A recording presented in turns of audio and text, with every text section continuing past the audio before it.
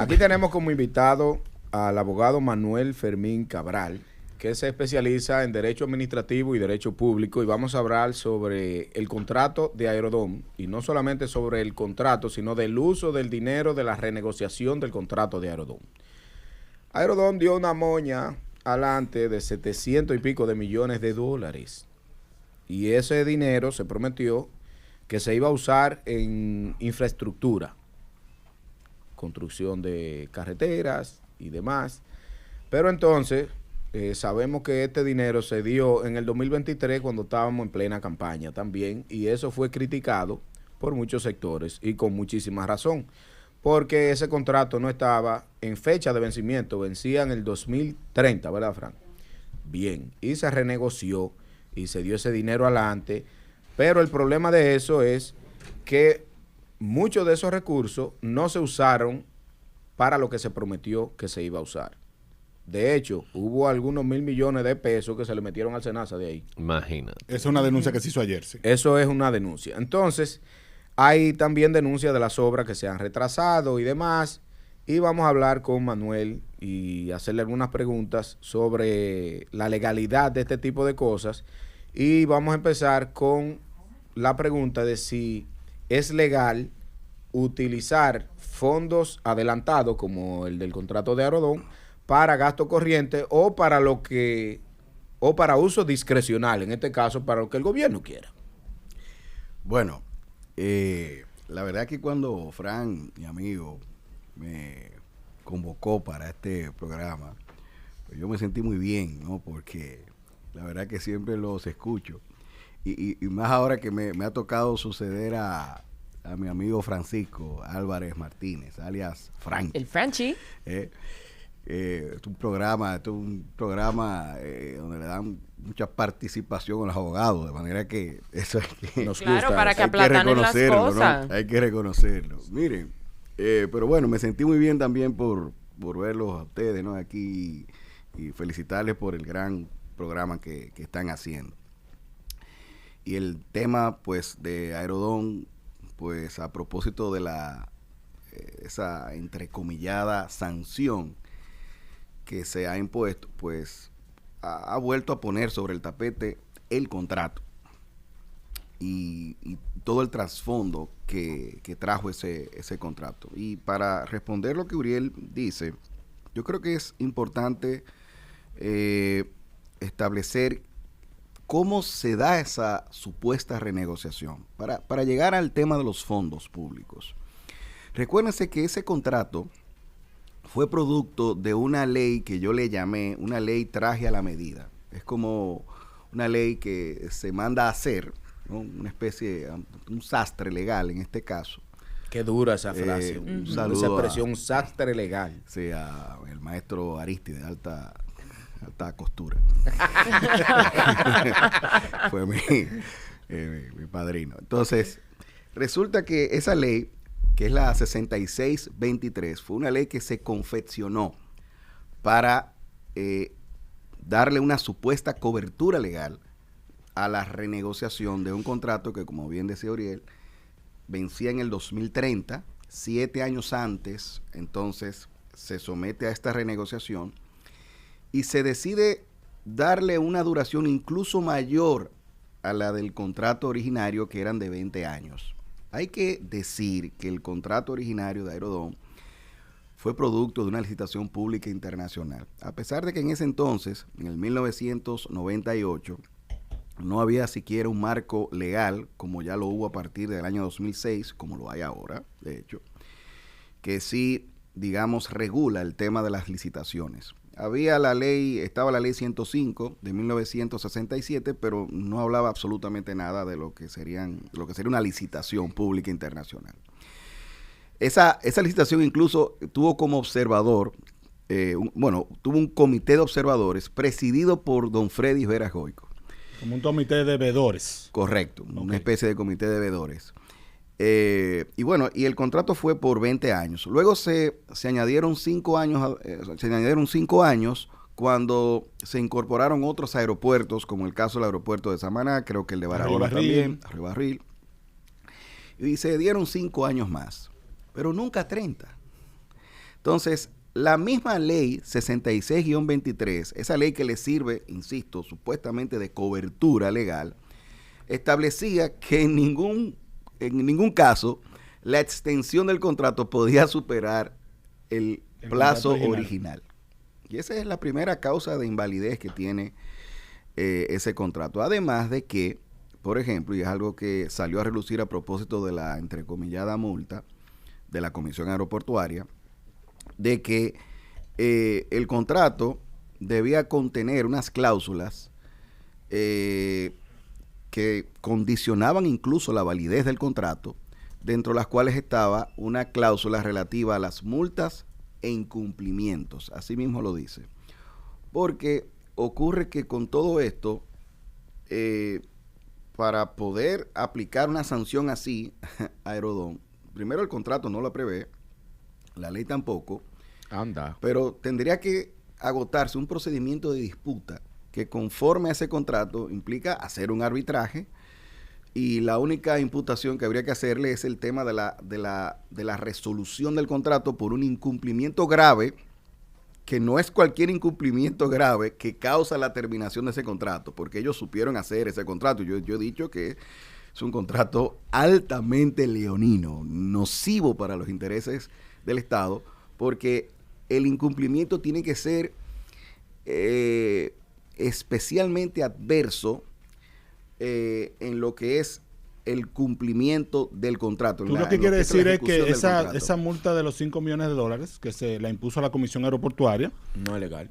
No es legal, es lo primero. Y segundo, que viendo el contrato como está constituido, es muy difícil imponerle no solo que es difícil, una multa a Aerodón por algún incumplimiento. Pero a todo lo que se puede ver, y te voy a hacer esa pregunta también, es que si todo esto viene fabricándose a la medida, ¿verdad? El contrato, tú acabas de decir que es leonino, es nocivo para nosotros. O sea, que hay una especie de acuerdo con ese contrato también. Estuvimos de acuerdo. Lo que sea que hayan estado de este lado, claro, vamos a poder decir que está del lado de nosotros, los dominicanos. Estuvimos de acuerdo. También hay una multa ilegal donde Aerodón no se pronuncia. Entonces, probablemente también se pusieron de acuerdo. Bueno, yo decía en mi tweet que hice a propósito de este tema que lo que a mí me parecía era que había un acuerdo con la empresa porque era totalmente ilógico que la concedente, el Estado Dominicano, hiciera una locura como esta de aplicar una multa al margen del contrato, porque lo grave de esto es lo que puede ocasionar frente al contrato. Es decir, Aerodón puede alegar que hay un rompimiento del equilibrio económico financiero del contrato e incluso demandarnos a nosotros por la actuación arbitraria que hizo la Comisión Aeroportuaria. Sí. Es decir, esto no es que sea una... Porque a mí me parece... ustedes saben que en los últimos días... ¿Están de acuerdo ellos? A propósito de los cambios en la estructura comunicacional del gobierno, pues digamos que se está haciendo un poco más reactivo, como y eso vino a propósito de que incluso en días festivos se hacen ruedas de prensa y todo esto. O sea que básicamente se hizo un bulto. Sí, elementalmente se hizo un bulto. Sí, exacto, en dominicano se hizo correcto, un bulto. Y tú te estás refiriendo a una rueda de prensa que se hizo con Guido Gómez Mazara en día festivo, y hubo ahí señalamientos por parte del doctor Guido Gómez Mazara a los opositores políticos, especialmente al presidente Fernández. Sí, hay mucha... que es uno de los que ha sido más crítico con el tema de Aerodón. Claro, sin duda. Yo digo que este tipo de decisiones deben ser el fruto de una profunda reflexión. Hay que analizar el contrato. Me extraña muchísimo que el presidente de la Comisión Aeroportuaria que tiene muy buenos abogados, no haya pues dispuesto un estudio minucioso, entender el rol de la administración concedente de cara a esa ley 6623, que no se limita a darle cobertura legal, digamos, a esto. Hay una serie de mandatos ahí que incluía la creación de una comisión de seguimiento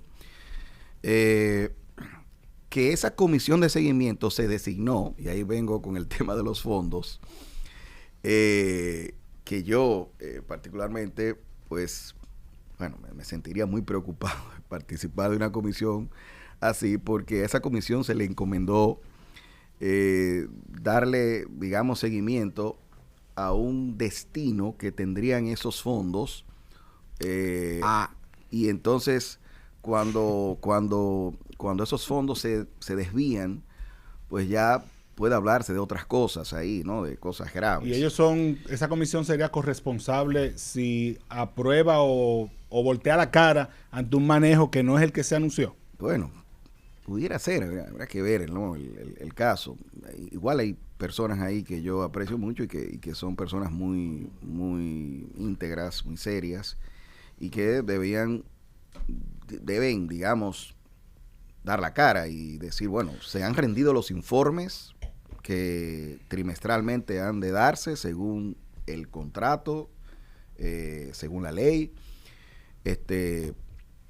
No sé, me parece que es algo que entonces, deben ponderarlo. A mí, obviamente, como desconozco las interioridades legales de todo este asunto, me surge una serie de preguntas, y desde esa ignorancia yo quiero preguntarte, entonces, si el contrato en sí mismo no es 100% legal, correcto, además del leonino, como bien ha señalado, y ya el Estado Dominicano recibió ese avance, ya gastó los cuartos, lo gastó, y ya gastó ese dinero, o sea, esto es como un trapo embarrado de excremento. ¿Por dónde se agarra eso y qué se hace con eso? Mira, en algún momento incluso los partidos de oposición incoaron una acción directa de inconstitucionalidad ante el Tribunal Constitucional. A propósito de lo que hablaban ahorita del Tribunal Constitucional. Y yo he visto eso muchas veces. Me gustó el comentario de Julio. Lo de la G-Wagon esa, yo lo viví varias veces. No solamente una G-Wagon, había una... Sin placa. Sí, claro, sin placa, pero había una G-Wagon y había una Maybach también blanca, andaban las dos. Sí, eran incompetencia. Eran una... No, porque uno trajo, parece que uno era digamos, de la persona, del señor, y otro, digamos... Ese era el alterno, por si acaso. La compañera. Había uno de un señor y uno de una señora. Sí. Anda. Sí, pues yo lo veía mucho, pues yo estoy cerca por ahí. Veía mucho ese espectáculo. Terrible. Pero bien. Un país lleno de lambones. Nosotros hicimos un buen momento, yo acompañé a esa acción directa de inconstitucionalidad, donde denunciábamos una desviación del Poder Legislativo, que el Poder Legislativo se había utilizado de forma desviada para hacer este traje a la medida.